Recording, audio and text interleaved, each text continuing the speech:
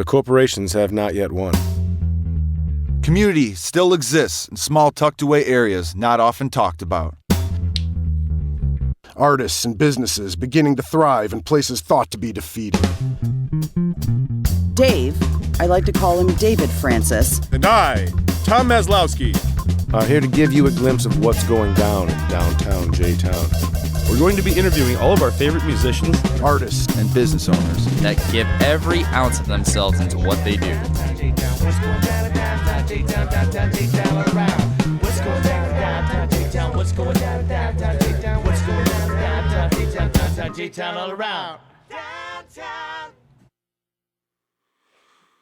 Welcome to the recording of episode 11. Here in Third City Sound, we have Dave Francis on the soundboard tonight. Hey, everybody. How's it going, man? Doing good this evening. Doing good. You've been a busy guy lately. Yeah, it's been kind of nuts for me. It's good nuts, Not though. gonna lie. Squirrel nuts. Yeah. We have with us in the studio tonight Mr. Pete Jive. Hey, you guys. He's going to do a couple songs for us tonight here. What's going to be the first one, man? I'm going to play All My Leaves. All right, let's hear it. Did you get All my leaves. Cut that out. Just cut that out.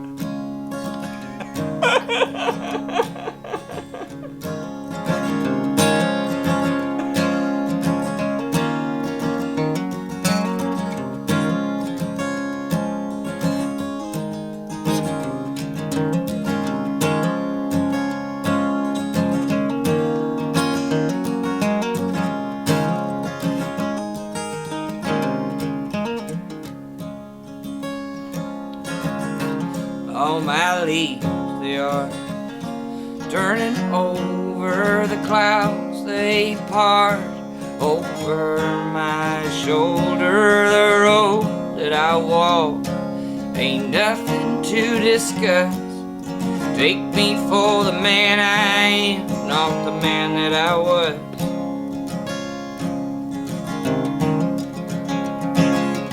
Never seen the moon from no southern mountainside. Never asked no lady if she would be my bride. Someday I'll have a family and I aim to have a son, so I can teach him to be a better man than the one I've become. And all my leaves, they are turning over the clouds, they part over my shoulders. The road that I walk, there ain't nothing to discuss. Take me for the man I am, not the man that I was. Hey Pete, you think you can do something like a bridge? Alright, I'll throw something together, don't worry about that. How about this?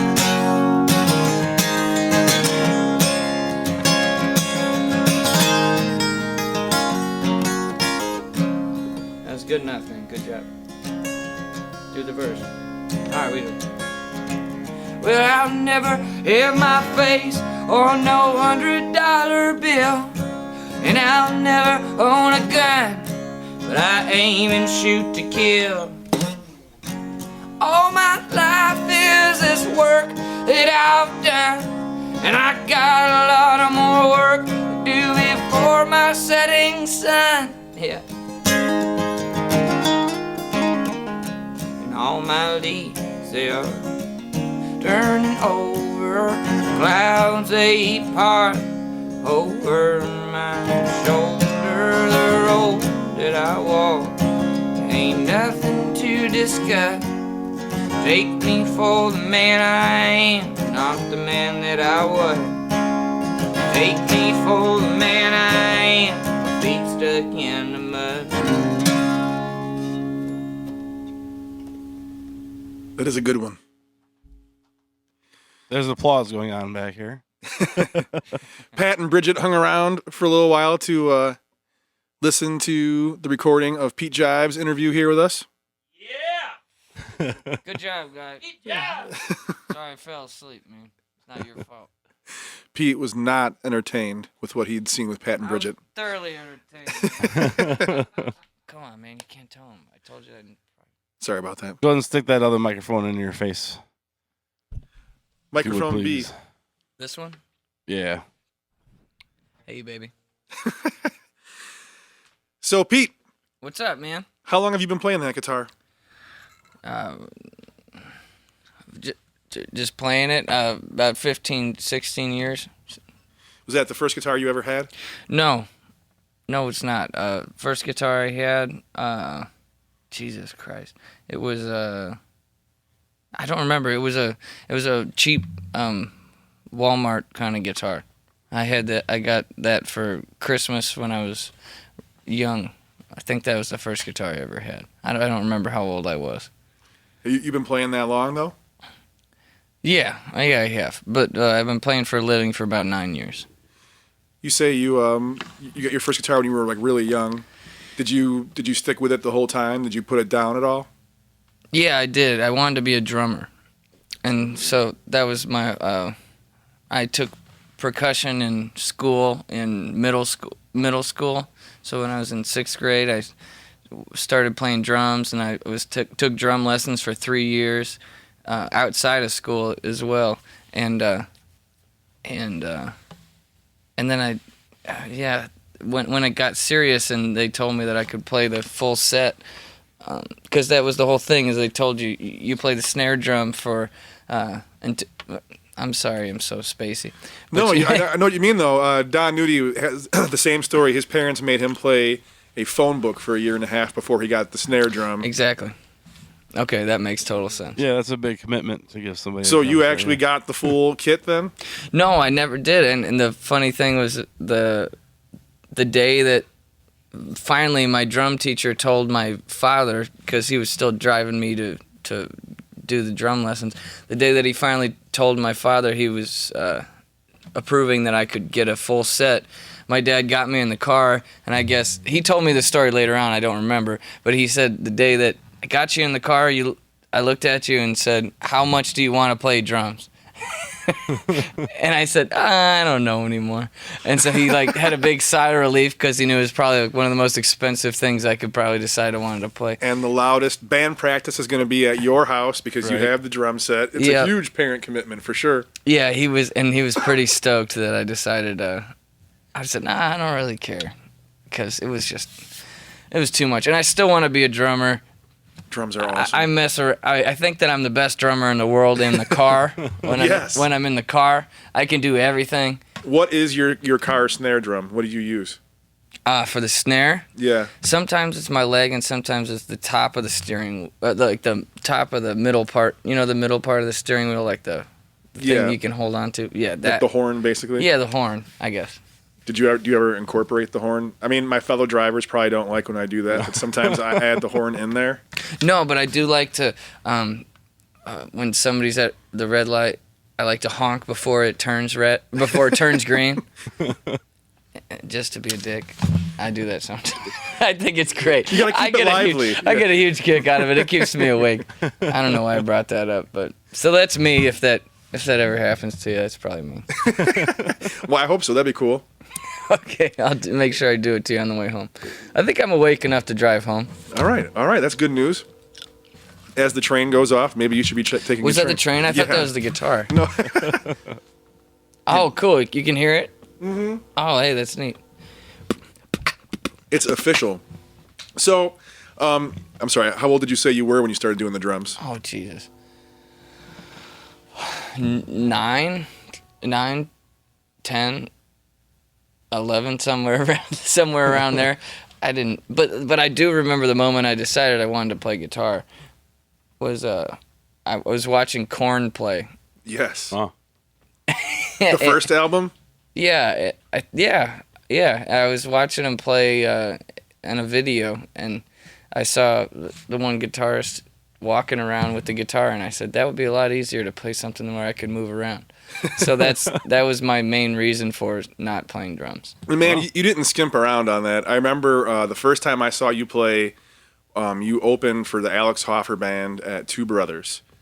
and there happened to be 2 microphones set up on the stage. We were outside. I told him to set up 2 microphones. Did you really? Yeah, that's how I play shows. Oh, that was the best. And all of a sudden, I remember during sound check, you were testing it out, like twirling back and forth between both microphones. It was the best. That was the best sound check I ever saw. That was great. I'm glad. Because you were like manic, dude. You had the dreadlocks going everywhere, and you were just like flinging around and jamming and playing well too. It was cool. Like At least I was playing well. Yeah, it was very entertaining. Thanks. But yeah, I used to do all my shows like that with 2 microphones, and then I got lazy. Or no, I didn't get lazy. I got in this whole weird depression thing, and I've been playing sitting down. But then just recently, the past few months, I've been playing with 2 mics again. I was gonna say maybe it's just because you stopped using 2 mics. Maybe that was just a bad idea. I was just upset. Maybe you need 3 microphones now. Yeah, see? I was thinking about that too. Yeah, go big and have one with like a crazy octave pedal on it, so it's just more dramatic. But then see, I know it's not that big of a deal, but then sound guys act like, come on, man. Like they act like it's a problem. Like, come on, dude. Oh, I wouldn't. I would embrace that. Just a There's so frickin' much sound cool check. stuff you can do with that. That'd be fun. You know? It was a good time. Now, and I've only ever seen you play solo. Did you ever have any times when you were in a band? Yeah. My first band was called Pete, Jive and the Midnight Riders, and that was in high school. And then the next band I made was Pete, Jive and Juice Digits is the songs that I play now solo. And then Juice Digits had some problems, got arrested, and then I was forced into my first solo show because of that, because I was always scared about playing solo. And Imagine that. yeah, one day I went to go, if you want me to tell the story. Yeah, man, absolutely. One day I called my buddy Juice, and I always go over to his house before I pick him up to go play a show. So we were playing a lot of shows. I had them all booked, and I was really, whatever the word is. Motivated. Motivated. Good. Sorry, man. I just got up from a nap. And what was the area you were playing in at that time? This was a Darien. It was Okay. like this Q bar in Darien. No, Sure. it was a bowling alley. Yeah, it was a bowling alley that used to make us play for 4 hours. That's what it was. It was some bowling alley that paid us like a lot of money to play for 4 hours. It was like $500 or something like that, and just to BS, you know. And Sure. So I called him and I said, "Hey, Juice, I'm gonna go get a hot dog. You want anything?" And he said, "No, I'm cool." And he lived about 5 minutes away from the hot dog place. So I go and I get my hot dog, and then I go over to his house, and I pull up to his house, and there's like 7 cop cars outside of his house. I'm not going to talk about why they were there, but then the cop came up to my car, and he goes, "What are you doing here?" And I said, "I'm here to pick up Nick because we got to go play a gig." He says, "Nick's not playing any gigs tonight, and if you don't want to get arrested, I suggest you leave as fast as you can." And he was really angry, and so I just got out of there, and then I drove to the gig being like, what the fuck am I going to do? And I played 4 hours by myself. That is insane. And then 4 hours by yourself. And then the funny thing was, at the end of the show, I could only think of songs that I didn't play. So I thought that was neat. Yeah, that is cool. Yeah. So you were obviously the front man for the project anyways then? Is that what the deal was? Damn right. Is it- Yeah, but I would love, still, if there's anybody that hears this or whatever, I'd love to be a background rhythm player and just stand there and smile. I can do There's that great. no way. You'd be flipping around. You'd be doing backflips and jumping around. You couldn't even handle it. I could do it great. If I didn't have to sing or anything. Or I could still do harmonies or something, but just let me be the background guy. What about just getting yourself a backup band? Yeah, I've been trying to. Well, I haven't been actively trying to do that, but yes, and I've had offers for people that were interested in doing it, but it's hard to put that all together when people have really busy schedules like yourself. Yeah. And Mr. Pat Otto, and people like that. Yeah, I think it'd be cool though. Hopefully you don't give up on that. Oh, I won't. I think this next. I'm talking about next year. Next year. Yeah, next year maybe I'll get that together. Maybe later this year I'll try to work that out. Do you have a busy schedule coming up for the summer? No, it's not that busy, man. It's it's here and there actually, and it's mostly due to my laziness and yeah, that's about it. But I am playing quite a few times a month, but not as much as I'd like to be. And is there any new material coming out? Have you been? Yeah, I'm doing a split album with my buddy John Rowland, like one of those old I don't know, punk bands used to do it, where you do the Compilations? First side is one band, the second side is the other band. That's cool. So we're doing 5 songs and 5 songs. So I'm doing that with him. Very cool. And I'm excited about that. So we can plug each other. Is he a similar style to what you're doing? Yeah, he's the guy I started writing music with, and he's the reason that I started playing in a band. Because Was he in the first band with you then? yeah, he was. It was Pete Jive and the Midnight Riders. He played drums, but he didn't know how to play drums. We played shows. We played a couple sold-out shows while he still didn't know how to play drums. So, and I don't know why people liked it, but they loved it, and they still some people still come and tell me about those shows and say how much they enjoyed it. But it doesn't make sense, man. He didn't know how to play drums. I barely knew how to play guitar, and I couldn't sing to save my life.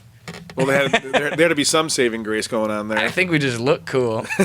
Or we really, really believed in ourselves. I think that's what it was. That's probably what it was. Well, too, I think character goes a long way, and when you're that young and you see your friends in bands, it's exciting in the first place, and if they do remotely well at all, it's like electric almost for some reason.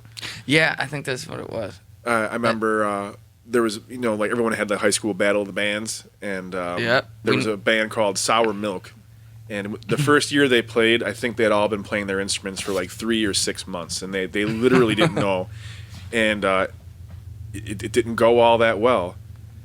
And Sour Milk, were you in that? I was not in Sour Milk. Actually, I had maybe just started playing bass at that time. I was not in a band at all. But they got made fun of and booed off the stage, and it was all kind of crazy. I mean, not like it was kind of lame, But the next year, those guys came back, and it was insane. It was insane. I remember the singer was screaming like "first song," and it was like crazy punk. Like their instruments sounded good, they played good, like their amps and their tones were good and everything. And they ended up winning the Battle of the Bands, Oh, that's awesome. But, I mean... yeah, we had a hard time with trying to get into Battle of the Bands. We never got into it. Yeah.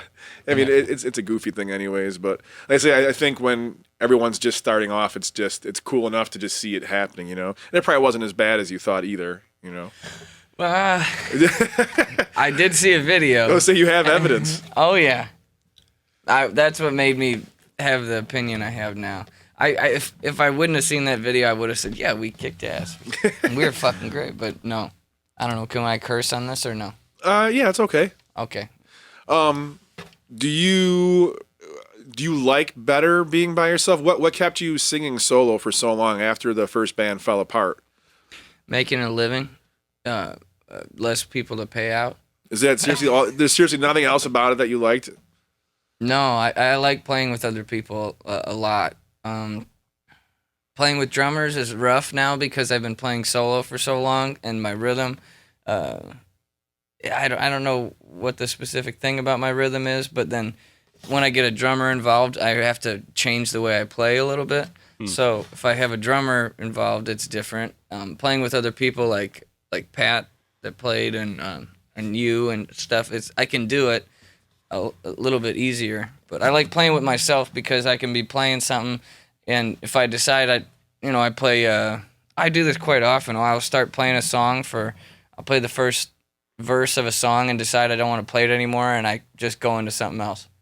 And a lot of times if you're playing with somebody else, it's hard to try to convey that to them. And I don't know, maybe it's not professional to do that, but I could get away with it. See, I don't know. I think it's the situation too. I mean, if a bunch of guys are just coming up as guest musicians and don't have a clue you're about to do that, I think could be maybe a little sketchy. But if you had rehearsals and can work stuff like that out, I think that could be hand signals and shit, or even just intuition. You get to know somebody, you get to know their ins and outs and things they like to do. Sometimes you could follow along. I remember seeing Jeff Buckley live at Chicago. It's a video of him at the Metro, and he's got this crazy band, and he can extend choruses or verses or bridges this way or that way or cut them off, and the band was always right there. And I think it's because they played together so often. Chemistry. Yeah, chemistry. And plus, you can work things out. Like, hey, you know what? I really like sometimes cutting into this song from here. Like, watch me on this. I might I might just go, because I think that could be amazing, because I personally really enjoy watching you play. And I remember you just do good at staying in character, which I think sometimes a lot of people, there's a trend, like a new thing, like where it's cool to like be behind the scenes and have the audience behind the scenes, and that is cool. What do you mean? Well, you kind of create that mood. There's a barrier. There's a thing to watch, and it's not just what you're playing. There's that extra kind of 3D sort of effect going on. You bring the audience in, and you have a persona. Like I don't think anyone. I don't know. Like everyone's like eyes are on you. I remember it was Hop String Fest. I barely got on the bill, and it was you, Pat, and I at that little side stage. Oh, that was a fun time. Yeah, that was a great time. There's some cool pictures from that too. Yeah. That was neat. Well, you did that song. I think you said a buddy of yours wrote it. And it was kind of a piece on religion, sort of in a way, like beliefs. And you're going on about, just in general, like Christianity. Is it the I Remember song? I'm not sure the name of it. Maybe we'll talk. Sure. So anyhow, everyone who's on the opposing side or does not follow Christianity is kind of getting like eye rolly and stuff, and you look around the audience, everyone's like, it's going to be one of these kind of shows. And then all of a sudden, at one point, the topic of the lyrics sort of change. And it's like the other side, And then by the end of it, I don't know, it builds you up to this whole thing of just kind of understanding and like, man, if everyone could just kind of maybe drop the ego. I don't know. It's just like I don't know. And then I remember looking around and everyone felt great and everyone was like laughing and smiling and everyone was kind of just like super in a good mood because we all had gone down that same road together. Like you were able to all make us feel like how you wanted us to feel. Like, here, listen to this. I want to propose this idea to you. And I think as an artist and a songwriter, we're all always hoping to do that. But you seem to have a really just effortless knack of being able to do that immediately. Like, I know what you're feeling or what you want me to think about. Yeah. That was a really great moment. And especially being on stage, you don't usually have a chance to listen to the lyrics that much in depth. You're worried about what you're playing and all that kind of stuff. And I didn't really know the songs. I kind of just jumped up there with you. And I think Pat had too. I think he had just jumped up there more often. Pat Otto, I'm talking about. Yeah, he's man. Right here. He's laughing. Yeah, man. Every time I played with you guys, I've just been so happy to get to play with such accomplished musicians as you guys, and you all both totally jump in just right on point. Well, all I'm doing is GCD, so fuck if you can't do that, man. But that's what I mean. I think fault, but I think even back when you were younger, maybe that's what everyone noticed and what everyone enjoyed in the first place was what you were trying to convey with the music, whether you did it poorly, well, or if it was this style or that style or whatever. That's just my 2 cents. I think you told me at one point that, I still gotta get better, man. Because you told me when I play fast, I gotta play fast, but I gotta stay playing fast. Because when I start playing fast, then sometimes I like lag back a little bit. And you're like, it was cool at first, but then you started playing the same pace, acting like you're still playing fast, but you're not, dude. Well, and I only know because I think I struggle with the same things too. Like playing with a metronome is definitely a good idea. Yeah. And you don't notice until you go like to record and we're putting the metronome on. You're like, oh no. Okay, Mom. I'll get the metronome back out. But I have the same troubles too, though. So Yeah. But I again, that's not always the most important thing. There's people that are good at doing that, and I enjoy watching that also. There's definitely a lot to be said about that. But sometimes music is just great because it's supposed to be an interactive kind of thing. And I think that's one of your strong points. That's the funnest part about it. That's what I've been enjoying a lot more lately, is trying to interact more with people. And definitely having the 2 microphones. Yeah, well, and I got the 2 microphones back, and I feel like a jerk that I dropped that because nobody else was doing that, and I was happy to have something that I didn't see anybody else doing, just your own thing to make it different for other people. But yeah, and you used it well too. It didn't seem forced or tacky or anything like that. It was cool. It was tasteful. No, it's nice because I can't sit still. You can use it, for what it for good. Yeah. You have a superpower for good, not for evil. Yeah, I know. Nice! That is the signal for the end of the interview portion of our show. Pete, do you have... That was weird, man. Yeah, very, very... Hey, what do you call a teacher that doesn't like to fart in public? Private tutor. Damn. Solid joke. Solid joke. That's a solid joke. I was trying to catch it. I'm all about the cheesy jokes. You got a second one for us, Pete? Yeah, man. What's the story with this one? Oh, I don't know what I'm gonna play. Hey, I'll do that one that you were talking about. It's songs by Griffin House, and I play this one a lot, and I'm actually gonna record it. Can you give us a little background on it? No, because I didn't write it. Oh. I mean, if you want me to play something I wrote, I can do that. Sure. Would you rather have me do something I wrote? This is a song that I play for. I've been playing it for quite a while now, and it seems to really touch a lot of people in different ways. I don't know. I dug myself a hole in that one, but no, I dig it, man. And I actually started playing it.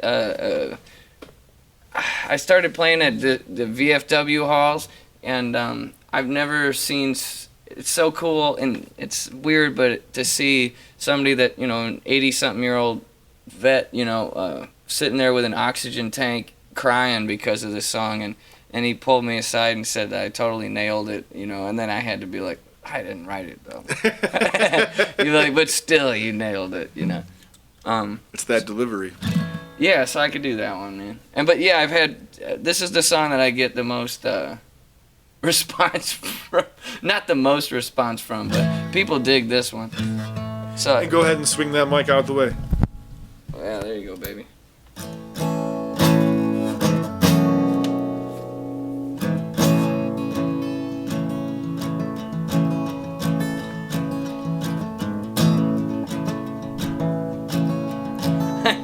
I don't even want to do it anymore. Did that thing just happen?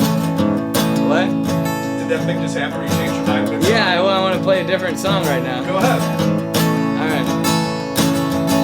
All head is empty and the bottle's gone dry. Well, the swell in my belly, it's set to lay down and die.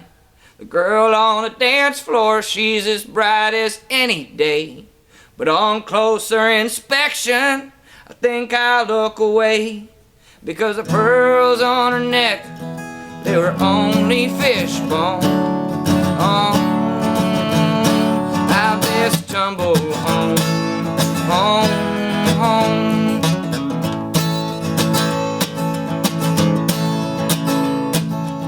Street lights were yellow, but now they are white. Bed is full of boys in the alleyway fight. And the difference between all this virtue and vice is there is a difference between black beans and rice. Running on a small teeth, my cheap plastic comb. I best tumble home, home, home. Oh, tumble, baby! I'll play you that other song some other time.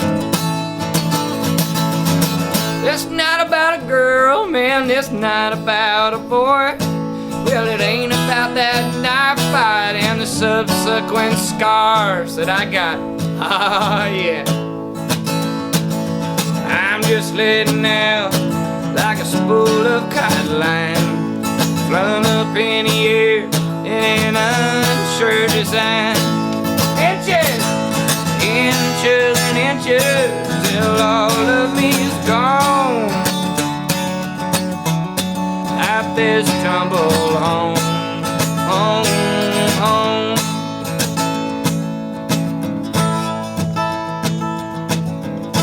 Alright, J-Town, I gotta tell you, I do not belong here and I just do not fit in. I don't fit in with the saints and I can't stand all the sin. You're laughing all day long, I seen you waste your night of sleep. But I'm sad I said nothing but happy I'll be Okay, all you girls out there, better say the right thing if you're calling on the phone. Oh, now best tumble home.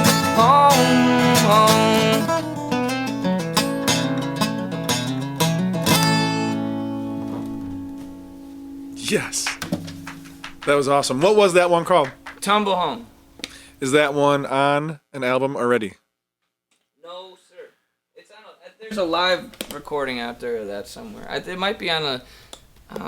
I put out a live CD that I'm gonna have more copies of soon, and I gotta check. There's about 20 songs on it, and which is kind of cool. It's like a full live show. It's from. I forgot where the show's from. It was somewhere in Minnesota that I put the show out from. It might be on that one, but I'd love to hear that. I'll put it out soon. But you can PeteJive.com. That'll have a lot of information on there. Well, thanks a lot for making it up, Pete. We really appreciate it. Yeah, that was a great time we had up here. Oh, dude, I had a killer time. Man. Yeah, sorry for the delay. We made it. We got through it. Yeah, that was a killer time. Thanks, man. Cool. It sounded good. Yeah, thank you. No, you sound good, so thank you. Love Dave, you. thanks for sticking it out and being a trooper Monday after Monday. I love it. I love what I do. And I'd like to thank Bill Aldrich for letting us hang out here Monday after Monday at Third City Sound, above Chicago Street Pub, our favorite original music venue. I want to thank Mike and Kathy Trisna for everything they do for the original music scene and for all us crazy people that want to come back and just have somewhere to hang out and play and drink till 2 in the morning. This has been What's Going Down with Downtown J-Town.